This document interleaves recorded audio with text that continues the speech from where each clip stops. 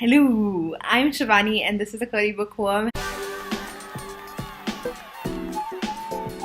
I'm here to do my wrap up because I haven't done a wrap up in the last 3 months, I want to say. So let's get into it.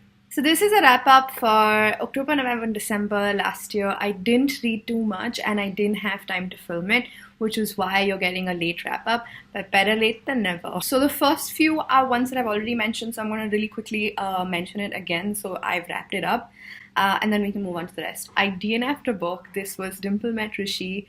I've mentioned this in my last video, which was the worst or the most disappointing books of 2017 as well. Dimple met Rishi by Sandhya Menon was just such a stereotype. It was about this Indian girl who had to get arranged married. It had all of these people that were just like super stereotypes, and I don't want to say much more because I DNF'd it. But if you want to know more, you can look at my last video. So the other book that I've mentioned in my video is this one. This is Today Will Be Different by Maria Semple. This is about a woman who is really stuck in her routine life and she wants to get better, and she keeps waking up every morning and she keeps saying that it'll be better today, but she keeps failing. I didn't finish this book, so it was a DNF for me. I could not. I felt like it was too rambly. I understand that the woman was almost like borderline depressed, if not depressed itself, but like it was too rambly for me, and so I could not finish the book. And then, on the other hand, I read this, which made it to my top books this year. This was a graphic novel. It's called Everyone's an Alien When You're an Alien Too by Jomny Sun. It's really interesting because that's not exactly how it's spelled or said, but it's what it is. This is about an alien who is sent to Earth to try and figure out how humans live, why they live that way, and basically research us. And it's super, super, super cute. I have not read a cuter book in a really long time, so I was super excited about this. And those were the books that made it eventually to my most disappointing and top books. But let's talk more in detail about the other stuff that I read, right? I read this, which is Leftovers by Stella Newman. This was a chick lit book that I picked up when I was again traveling, because I've been traveling a lot in the last 3 months. I wanted to read something that I didn't have to really like concentrate on. And so this book was perfect for that. And this one is essentially about this girl whose name is Susie, and she feels like she's a leftover. She feels like, you know, her friends have moved on, everybody's married, they have great careers, they have great jobs, and they have basically perfect lives. And she's like in her mid-30s and she feels like she doesn't have any of these things, and she actually doesn't have any of these things. What's cool about this is that she cooks a lot of Italian, so there's a lot of recipes and stuff, which is fun. And this is also about her journey to try and figure out what to do with her cooking passion.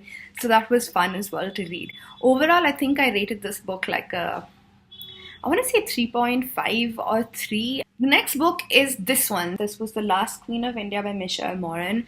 I have read another book by Moran, and I believe it was about like ancient Egypt, which I really, really, really enjoyed. But I did not enjoy this one so much. So this book is set in the time period of Rani Lakshmi Bai. It gives you some insight into what the world was like, what life was like, what people did, what people were like, and things like that. And then this book is essentially narrated by Sita, who is a friend of Rani Lakshmi Bai. She actually happens to become her friend. She's this girl from a small village, but she moves to the big city to protect the queen because the queen has her own guard. And they develop a friendship, and what happens within that friendship and how that evolves, and what Sita does along that journey with the queen, and how the British come in, and so on and so forth. Historically, I feel like it's pretty tight, but as far as the tone goes, I wasn't very impressed. The tone of the whole book, because it wasn't written by an Indian, feels a bit like inauthentic, if you know what I mean. I believe I gave this book like a 3.5 or a 3 maybe. I think 3. The next book that I want to talk about is this one. This is Tower of Dawn by Maas. This is from the Throne of Glass series. I really liked it. The Throne of Glass series is about an assassin who is hired to do an evil king's work, and that's all I'm going to say, because there have been 5 books and this is the 6th book. It's been a pretty nice series actually. My only grouse with this series was that it was too long.